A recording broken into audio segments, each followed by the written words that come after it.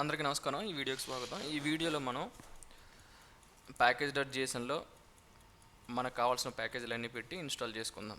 First of all మనం చూసినట్లయితే ఇది మన బిల్డ్ ట్రాకర్ మెయిన్ ఫోల్డరు.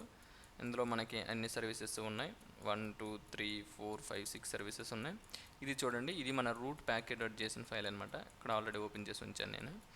ఈ రూట్ ప్యాకేజ్.json ఫైల్లో మనకి కావాల్సినటువంటి ఇన్ఫ్రాస్ట్రక్చర్ టూల్స్, అలాగే డెవలప్మెంట్ టూల్స్ ఏవైతే ఉన్నాయో అవన్నీ కూడాను మనం ఇన్స్టాల్ చేసుకుంటాం. ఎందుకంటే ఇవన్నీ కామన్ ఫర్ ఆల్ సర్వీసెస్ కాబట్టి. ఓకేనా, ఇన్ఫ్రాస్ట్రక్చర్ టూల్స్, ఈ డెవలప్మెంట్ టూల్స్ అనేవి కామన్ ఫర్ ఆల్ సర్వీసెస్ కాబట్టి ఇవి మనం ఇన్స్టాల్ చేసుకుందాం అనమాట. ఇందులో చేసుకుందాం డైరెక్ట్గా. సో ఇన్స్టాల్ చేయడానికి కమాండ్ మీ అందరికీ తెలుసు. ఫస్ట్ అయితే మనం ఈ ఫోల్డర్లోకి వచ్చేద్దాం. కన్స్ట్రక్షన్, ఒక నిమిషం, నేను న్యూ టెర్మినల్ తీసుకుంటాను. Okay, cd to construction project management back end cd to build track.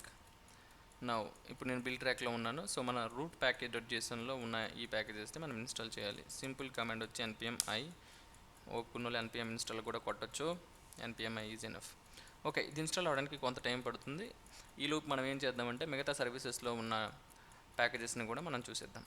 First author సర్వీస్కి వెళ్ళామని అంటే ఇక్కడ చూడండి, ప్యాకేజ్.jsonకి వెళ్తే ఇక్కడ మనకు కావాల్సిన ఆల్రెడీ ఇన్ఫ్రాస్ట్రక్చర్ ప్యాకేజెస్ అనే రూట్లో ఇన్స్టాల్ చేసేసాం కాబట్టి మెయిన్ ప్యాకేజెస్ ఏంటి ఇందులో కావాలంటే హోనో కావాలి. ఇది మన ఏపీఎస్ క్రియేట్ చేయడానికి. అలాగే మనం ఆథ్ సర్వీసెస్లో మనం అథెంటికేషన్ రిలేటెడ్ యాక్టివిటీస్ చేస్తాం కాబట్టి దానికోసం మనకు కావాల్సింది కాగ్నిటో కావాలి. కాబట్టి దానికి సంబంధించిన ప్యాకేజ్ అయినటువంటి క్లయింట్ కాగ్నిటో ఐడెంటిటీ ప్రొవైడర్, ఈ ప్యాకేజెస్ని మనం ఇన్స్టాల్ చేసుకుంటాం. అదే విధంగా ఒక రిక్వెస్ట్ రెస్పాన్స్కి మనం హ్యాండిల్ చేయాలంటే ZOD అనే ప్యాకేజ్ మనకు కావాలి. అది కూడా మనం ఇన్స్టాల్ చేసుకున్నాం.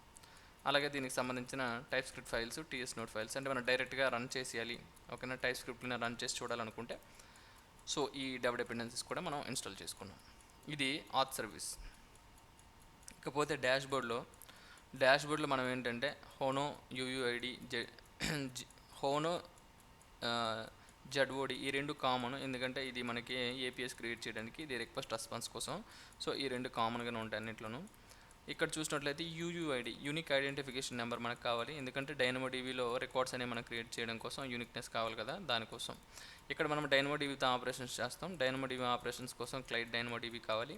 అలాగే డైనమోడిబీ ఆబ్జెక్ట్స్ని జావాస్క్రిప్ట్ ఆబ్జెక్ట్ని డైనమోడిబీ కింద మార్చడం కోసం యూటిల్ డైనమోడిబీ అనేది కావాలి.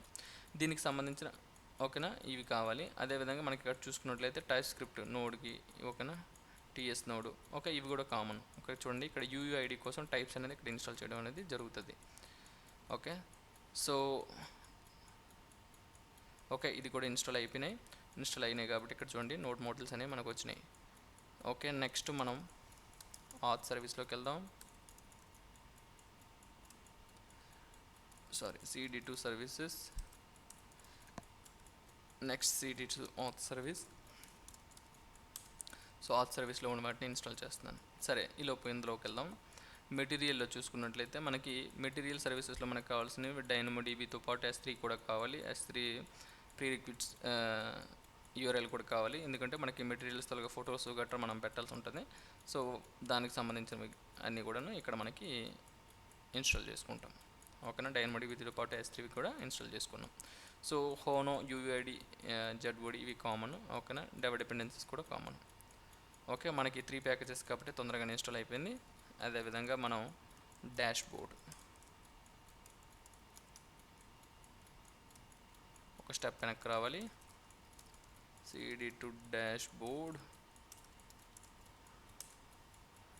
మెటీరియల్ అయింది కదా. నెక్స్ట్ ప్రోగ్రెస్లో కూడా మనకి డైనమోడిబీ S3 రెండు కావాలి. ఓకేనా, డైనమోడిబీలో మనం రికార్డ్స్ క్రియేట్ చేస్తే S3లో మనం ఫైల్స్ని అప్డేట్ చేస్తాం. ఓకేనా, ఇమేజెస్, బ్లూ ప్రింట్స్ అలాంటివి ఏమైనా ఉంటే ఇక్కడ అప్లోడ్ చేస్తాం. ఓకేనా, సేమ్ ప్యాకేజెస్. అదేవిధంగా ఓకేనా, ప్రాజెక్ట్లో కూడా ఇంచుమించుగా మనకి డైనమోడిబీ S3 మనకి అన్నింటిలోనే అవసరం. ఓకేనా, ఒక్క ఆథరైజేషన్లో మాత్రం మనకి కాగ్నిటో కావాలి. ఓకేనా, కొన్నిట్లో S3 అవసరం లేదు, ఓన్లీ డైనమోడిబీ కావాలి. లెస్ చూడండి, వర్కర్స్ తరగా కూలీలు అన్నీ కూడా మనం వేస్తాం కదా, అవన్నీ కూడా మనకి డైనమోడిబీలో వేస్తే సరిపోతుంది, దానికి ఇమేజెస్ ఏం అవసరం లేదు. ఓకేనా, సో ఇవి ప్యాకేజెస్ డీటెయిల్స్. ఒక్కొక్క దీన్ని ఫటాఫటా ఇన్స్టాల్ చేసేద్దాం. డాష్ బోర్డ్ అయిపోయింది. Next material service, cd to material service, ఇక్కడ కూడా npm ఇన్స్టాల్. నెక్స్ట్ ఇంకేమున్నాయి, ప్రోగ్రెస్ ఉంది, ప్రాజెక్ట్స్ ఉన్నాయి, వర్కర్ సర్వీస్ ఉన్నాయి. cd to ఇక్కడ బ్యాక్ రావాలి, మళ్ళీ మెటీరియల్ సర్వీస్ అయిన తర్వాత cd to progress, npm install. Next మళ్ళీ ఒకసారి కొంచెం బ్యాక్ రండి, npm ఇన్స్టాల్. ఓకే, సో అన్నింటిలో కూడా మనం ప్యాకేజెస్ని ఇన్స్టాల్ చేసేసాం. ఓకే, నెక్స్ట్ వీడియోలో మనం ఫర్దర్ స్టెప్స్ గురించి మాట్లాడదాం. అంతవరకు సెలవు, మళ్ళీ కలుద్దాం. Thank you.